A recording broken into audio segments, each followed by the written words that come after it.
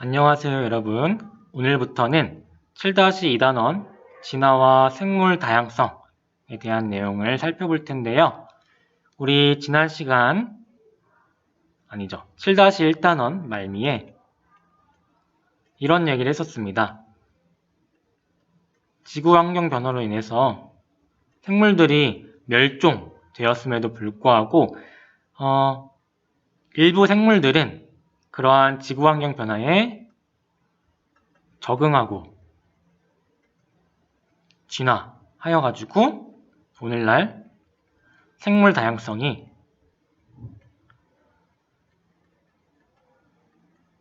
갖추어지게 되었다라고 했었죠. 여기서 말하는 이 진화의 의미가 무엇인지 다윈의 진화론 관점에서 자세히 살펴보도록 할 거고요.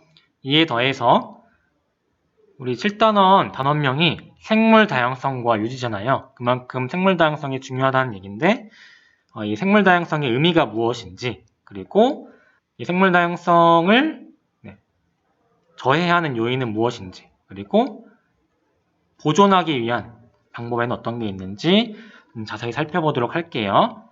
그 중에서 오늘은 첫 번째 시간으로서 진화의 의미에 대해서, 그리고 진화의 원동력이 된다라고 하는 변이에 대해서, 마지막으로 다윈의 진화론과 관련이 있는 자연 선택에 대해서 살펴보도록 하겠습니다. 자, 그 전에 선생님 미리 보고 오라고 안내해준 영상에 대한 얘기부터 해보도록 하겠습니다. 이 영상의 주제는 다윈의 진화론인데요. 여기서 이 진화론은 우리 1학기 과탐실 시간에도 얘기했었죠. 이론에 해당합니다. 이론의 기능은 무언가를 설명해주는 기능을 한다라고 했었는데요. 이 진화론은 무엇을 설명해주고 있나요? 바로 생명의 기원이 무엇이냐, 생명은 어디서부터 시작을 했느냐에 대한 내용과 이어 더불어서 어떻게 해서 다양한 생물들이 존재하게 되었느냐에 대해서 설명해주고 있는 이론이다 라고 할 수 있겠습니다. 이와 같은 진화론은요, 우리가 과학 시간에 공부하는 이유가 이 두 가지를 과학적으로 설명하고 있기 때문이에요. 그래서 과학적인 근거를 갖고 있다. 그래서 우리가 과학 시간에 이 다윈의 진화론을 공부하는 것입니다. 어쨌든 이러한 다윈의 진화론에서 중요한 부분이요, 영상에서도 얘기하고 있듯이 다윈은 이 진화의 과정에서 중요한 원리가 바로 여기서 써볼게요. 자연 선택이다 라고 이야기하고 있습니다. 그래서 이와 관련된 내용을 뒤에서 자세하게 살펴보도록 할게요. 또 여러분들이 우리가 과학 시간에 이렇게 공부는 하긴 하지만 이 다윈의 진화론에 대해서 정확하고 자세하게 알지 못하고 또 오해하고 있는 부분도 좀 많거든요. 그래서 이러한 오해를 해결해주고 다윈의 진화론에 대해서 좀 더 자세하게 알 수 있도록 도와줄 수 있는, 여러분들 도와줄 수 있는 영상이 하나 있어요. 이 영상 링크를 선생님 밑에다가 이렇게 적어둘 테니까 궁금한 친구들은 참고해 두셔도 좋을 것 같아요. 어쨌든 우리는 오늘 영상에서 봤듯이 이 다윈의 진화론과 관련된 얘기를 살펴볼 것입니다. 자, 그러면 우리가 앞으로 공부할 7-2단원의 요약 내용을 살펴보도록 하겠습니다. 현재와 같이 다양한 종류의 생물이 존재하는 이유는 생물이 다양한 환경에 적응하여 진화하였기 때문이다 라고 할 수 있겠죠. 이 적응과 진화에 대해서는 우리가 7-1단원에서도 이미 다룬 바 있습니다. 진화의 원동력은 변이는 우리가 뒤에서 자세히 살펴보도록 할게요. 같은 종의 개체 사이에서 형질을 결정하는 유전자의 차이로 인해 진화가 일어날 수 있다 라고 합니다. 진화는 다윈의 자연 선택설로 설명 가능하며 기린의 목이 길어진 이유와 항생제 내성세균이 형성되는 과정 또한 설명할 수 있다. 그래서 우리가 자연선택설에 대해서 공부하면서 기린의 목이 길어진 이유, 여기 2번 들어갔죠? 기린의 목이 길어진 이유, 그리고 항생제 내성세균이 형성되는 과정을 알아보도록 하겠습니다. 이러한 진화의 결과 생물 다양성이 나타난다. 생물 다양성을 구성하는 요소는 3가지가 있는데 유전적 다양성, 그 다음에 종 다양성, 마지막으로 생태계 다양성이 있습니다. 네. 이와 관련된 생물 다양성에 대해서도 우리가 하나하나 자세히 알아보도록 하겠습니다. 다음으로 오늘의 학습 목표입니다. 첫 번째, 진화와 변이에 대해 설명할 수 있다. 그래서 진화의 개념에 대해서 알아볼 거고요. 그리고 진화의 원동력이 되는 변이에 대해서도 알아보도록 하겠습니다. 두 번째, 자연 선택과 그 과정에 대해 설명할 수 있다. 그래서 자연 선택의 개념과 자연 선택이 이루어지는 과정에 대해서도 알아보도록 하겠습니다. 들어가기에 앞서서 우리 오늘 공부할 내용과 관련이 있는 몇 가지 개념들을 같이 살펴보고 넘어가도록 하겠습니다. 첫 번째 빈칸을 보면 이렇게 써 있습니다. DNA 염기 서열 중 단백질이나 RNA에 대한 정보를 제공하는 특정 부분의 염기 서열이다. 이거 뭘까요? 바로 유전자가 되겠죠. 유전자는 DNA의 특정 염기 서열인데요. 이 특정 염기 서열이 단백질이나 RNA에 대한 정보를 제공합니다. 유전자. 두 번째 빈칸에 들어갈 말도 한번 생각해 볼게요. 생명체가 나타내는 특성이다. 생명체의 고유한 특성인데요.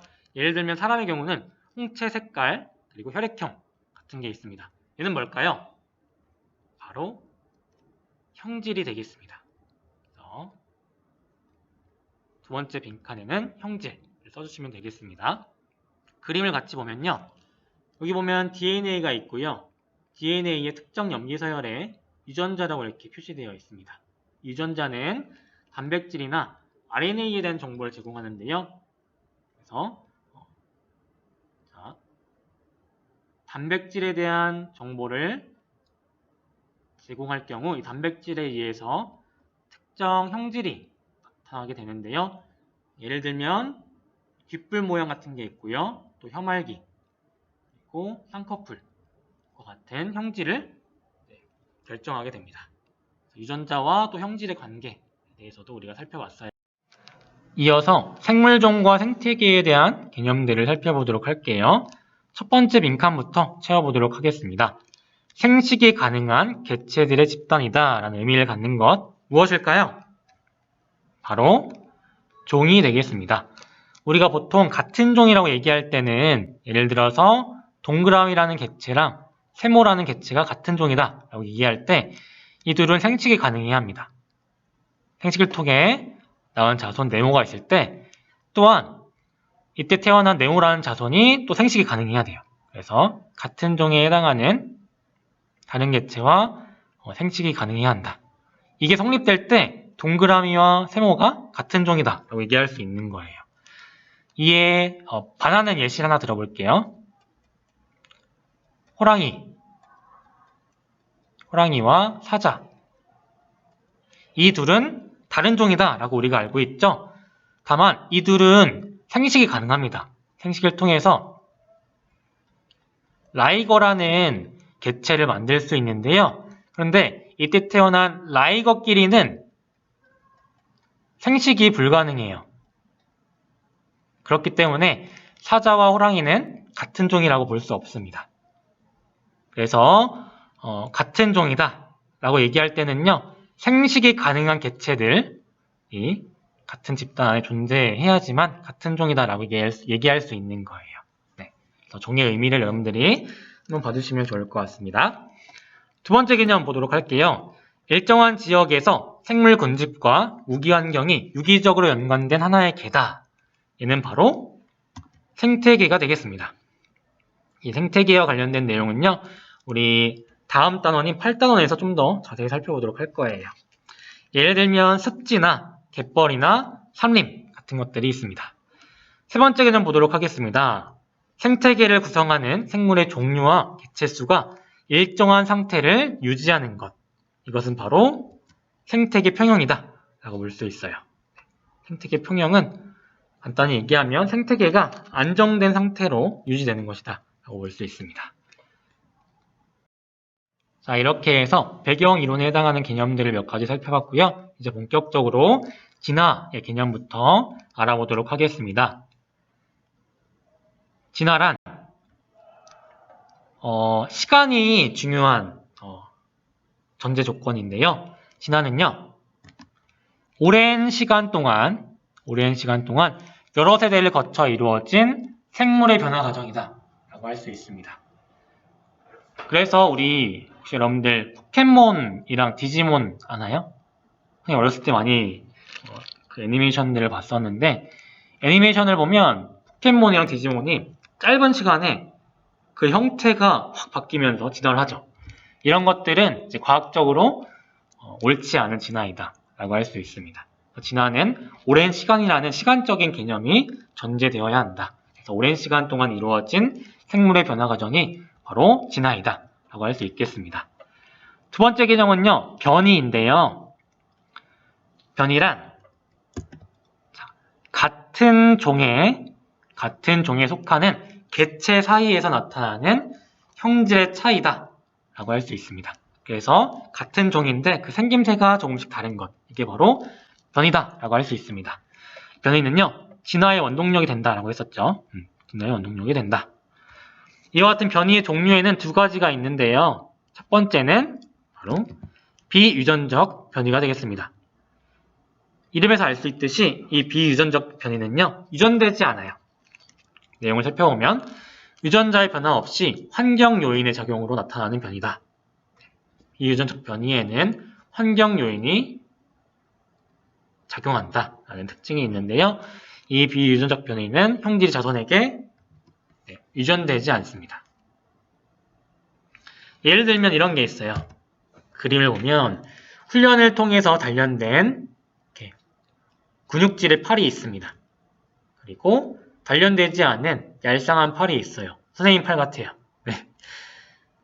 자, 이렇게 근육질의 팔을 지닌, 예를 들면 우리 영화배우 마동석 같이 근육질의 팔을 지닌 사람이 예쁜 딸을 낳았어요. 그렇다고 해가지고 그 예쁜 딸이 태어날 때부터 근육질로 태어난 거 아니죠. 또한 자라면서 근육질의 몸을 갖는 것도 아니죠. 이렇게 훈련을 통해서 환경 요인에 의해서 단련된 팔 근육은요, 유전되지 않기 때문에 얘는 비유전적 변이다 라고 얘기할 수 있습니다. 자, 두 번째 변이의 종류는요, 바로 유전적 변이인데요. 이름에서 알 수 있듯이 이것은 자손에게 유전이 된다 라고 할 수 있겠죠. 그 설명을 보면 개체가 가진 유전자의 차이로 나타나는 변이로 형질이 자손에게 유전되게 됩니다. 예를 들면 이런 게 있어요. 사람의 경우 눈꺼풀의 모양,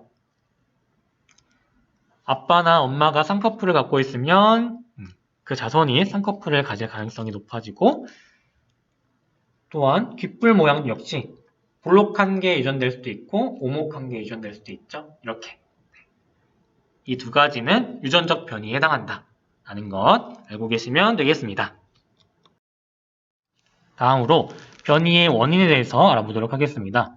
변이의 원인에는 두 가지가 있는데요.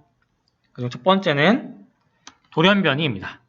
돌연변이란 유전물질, DNA와 같은 유전물질의 변화가 일어나는 현상으로서, 돌연변이가 일어나면 새로운 유전자가 만들어지게 됩니다. 그 결과 새로운 형질을 갖는 자손이 태어나게 되는 것이죠. 이게 바로 돌연변이다 라고 할 수 있는데요. 예를 들면 이와 같은 딱정벌레 집단이 있었습니다. 이때 기존 딱정벌레들은 몸 색깔을 결정한 유전자로 빨간색으로 표시된 유전자를 갖고 있었어요.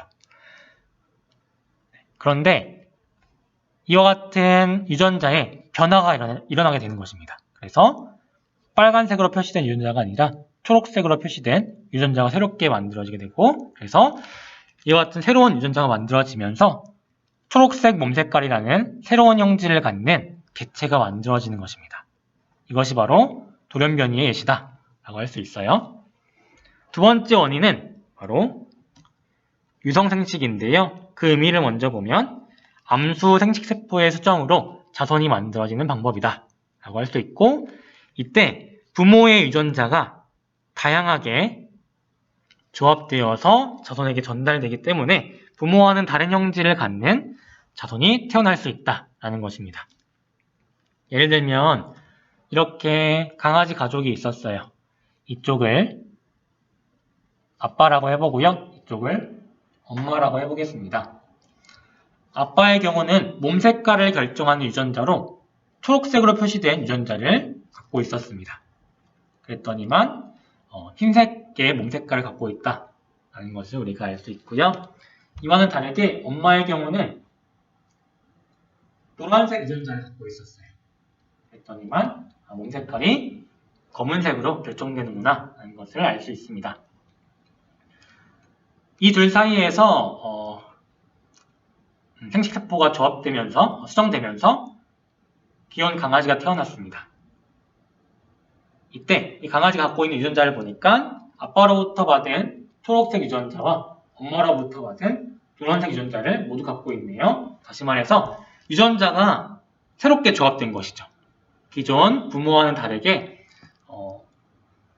유전자가 새롭게 조합된 형태를 우리가 볼 수 있습니다. 이렇게 다양한 유전자의 조합으로 인해서 태어난 자손의 형질이 부모와는 다른 형질을 갖는다는 것입니다. 몸 색깔을 봤더니만 흰색과 검은색이 섞여있는 점박이 형태의 강아지가 태어난 것을 확인할 수 있죠. 그래서 이것은 유성생식에 의한 변이의 예시이다 라는 것 알고 계시면 되겠고요. 이 둘의 차이점을 여러분들이 잘 구분하는 게 중요합니다. 돌연변이의 경우는 새로운 유전자가 만들어지죠. 새로운 유전자가 만들어지는 반면에 유성생식의 경우는 새로운 유전자가 만들어지는 것이 아니라 기존의 부모가 갖고 있던 유전자가 다양하게 조합되는 것입니다. 다양하게 조합이 된다. 새로운 유전자는 만들어지지 않고 유전자가 다양하게 조합된다 라는 특징이 있다는 것을 구분해서 잘 기억해 주시면 좋을 것 같아요. 자, 이렇게 해서 진화의 개념과 진화의 원동력이 되는 변이의 개념에 대해서 살펴봤습니다. 이제부터는 다인이 주장한 자연 선택설에 대해서 알아볼 텐데요. 그 의미를 먼저 살펴보고 그 다음에 이 자연 선택이 이루어지는 과정에 대해서 알아보도록 하겠습니다. 첫 번째 빈칸에 들어갈 개념은요, 바로 자연 선택인데요. 자연 선택이란 같은 종류의 생물 개체들 사이에서 일어나는 생존 경쟁에서 경쟁이 일어난대요. 생존 경쟁에서 환경에 유리한 형질을 가진 개체가 살아남아서 형질이 자손에게 전달되도록 선택되는 것. 이게 바로 자연 선택이다. 생존 경쟁이 일어나는데 이때 환경에 유리한 형질을 가진 개체가 살아남도록 선택되는 것. 이게 바로 자연 선택이다 라는 거예요. 이어서 자연 선택 과정을 살펴보도록 하겠습니다. 첫 번째 과정은 바로 변이인데요. 이 과정을 살펴보면 생물은 생존 조건보다 많은 수의 자손을 낳게 됩니다. 이를 다른 말로는 대량 생산이라고도 해요. 많은 수의 자손을 낳으며 이들 중에 형질이 다양한 개체들이 존재하게 된다는 것이에요. 그래서 이 첫 번째 그림을 보시면요. 많은 수의 자손을 낳는 과정에서 형질이 다양한 개체들이 만들어지게 되는데 여기 보면 가장 왼쪽에 있는 길이는 목이 길죠. 반면에 가장 오른쪽에 있는 길이는 목이 한 중간 정도 됩니다. 그 다음에 가운데 있는 길이는 목이 짧죠. 이렇게 형질이 다양한 개체들이 만들어지게 되는데 이 과정이 바로 변이가 일어나는 과정이다 라고 할 수 있겠습니다. 다음으로 두 번째 과정 보겠습니다. 두 번째 과정은 생존 경쟁인데요. 그 의미를 보면 개체들 사이에서 먹이나 서식지나 배우자 등을 확보하기 위한 생존 경쟁이 일어난다는 것입니다. 첫 번째 그림을 다시 보시면요. 지금 나무의 나뭇잎이 굉장히 높이 달려 있죠. 즉 먹이라는 요인이 제한적이다 라는 얘기가 되겠는데요. 이와 같은 제한적인 먹이 때문에 기린들 사이에 경쟁이 일어난다. 살아남기 위한 경쟁이 일어난다 라는 것입니다. 세 번째 과정은 적자 생존인데요. 그 의미를 우리 이미 알고 있죠? 적합한 자가 살아남는다 라는 의미인데 어디에 적합하냐? 바로 환경에 적합한 개체가 살아남는다 라는 것입니다. 그래서 그 의미를 보면 환경에 유리한 형질을 가진 개체는요. 그렇지 않은 개체에 비해서 더 많이 살아남게 됩니다. 두 번째 그림을 보시면요. 목이 짧은 기린들, 즉 높은 나무에 달려있는 나뭇잎을 먹어야 하는 이와 같은 환경에 불리한 개체들은 죽게 되고 목이 길어서 높은 나무의 나뭇잎도 먹을 수 있는 목이 긴 기린은 살아남는다 라는 거예요. 이것이 바로 적자 생존의 의미가 되겠습니다. 다음 네 번째 과정은 바로 자연선택입니다. 그 의미를 보면 살아남은 개체들은 생식을 통해 환경에 유리한 형질을 자손에게 전달한다 하는 것인데요. 그래서 마지막 그림을 보시면요. 환경에 유리한 형질, 즉 목이 긴 형질이 살아남은 개체들에 의해서 생식을 통해서 자손에게 전달된다 하는 것입니다. 생식을 통해서 환경에 유리한 형질이 전달된다 하는 것, 이것이 자연선택으로 인한 과정이라고 볼 수 있겠어요. 마지막 과정은 바로 진화입니다. 여러 세대에 걸쳐서 이와 같은 자연선택 과정이 누적되면서 생물 집단의 진화가 일어난다는 거예요. 그래서 이러한 과정에 의해서 자연선택이 이루어진다는 것을 여러분들이 잘 알고 계시면 되겠습니다. 자, 모든 내용을 다 살펴봤습니다. 이제 공부한 내용을 간단히 정리해 보도록 할게요. 우리는 첫 번째로 진화의 개념에 대해서 알아봤습니다. 진화란 오랜 시간이 전제되어야 한다라고 했었죠. 그래서 오랜 시간 동안 일어나는 생물의 변화 과정을 진화라고 한다라고 했습니다. 이 진화의 원동력이 되는 것이 바로 변이다라고 했었는데요. 변이의 종류에는 비유전적 변이가 있었습니다. 얘는 말 그대로 유전되지 않고요. 환경적인 요인에 의해서 일어나는 변이다라고 했었습니다. 두 번째 변이의 종류는 유전적 변이인데요. 얘는 유전적인 변화 때문에 일어나는 변이다라고 했었습니다. 얘는 유전이 된다라고 했었죠. 다음으로 변이의 원인에는 두 가지가 있었죠. 첫 번째는 돌연변이입니다. 돌연변이는 유전 물질의 변화로 인해서 새로운 유전자가 만들어지는 것, 그 결과 새로운 형질을 갖게 되는 것, 이게 바로 돌연변이다라고 했었고요. 유성생식은 부모로부터 물려받은 생식세포에 포함되어 있는 유전자들이 다양하게 조합되면서 부모와는 형질이 다른 새로운 형질을 갖는 자손이 만들어진다 라고 했었습니다. 이것이 또 변이의 원인이 된다라고 했었죠. 이 둘의 차이점은 새로운 유전자가 만들어지느냐 만들어지지 않느냐 차이점이었습니다. 이것도 같이 기억해달라고 했었죠.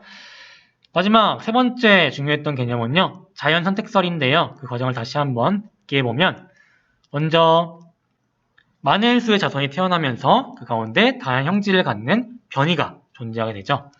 그 다음에 제한적인 요인들로 인해서 생존 경쟁을 펼치게 됩니다.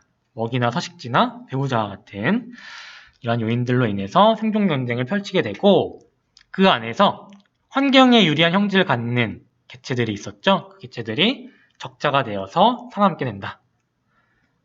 자, 이런 것이 자연선택의 과정이고요. 자연선택의 결과 이제 살아남은 개체들은 환경에 유리한 형질을 자손에게 물려주게 되죠.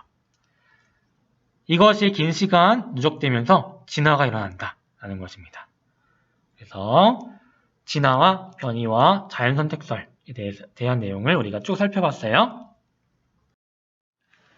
우리 다음 시간에는 항생제 내성세균, 얘도 자연선택의 관점에서 살펴보도록 할 거예요. 그리고 생물다양성에 대해서, 생물다양성의 의미와 이를 구성하고 있는 세 가지 요소와 그 다음에 생물다양성의 저해 요인, 그리고 생물다양성을 보존하기 위한 방법들 하나하나 알아보도록 하겠습니다. 지금까지 수고 많았고요. 여러분들 다음 주에는 등교해서 수업을 듣죠. 그래서 각 분반별로 수업이 이루어질 것 같습니다. 자, 원격 수업 그동안 수고 많았습니다. 건강한 모습으로 학교에서 만나도록 해요. 안녕.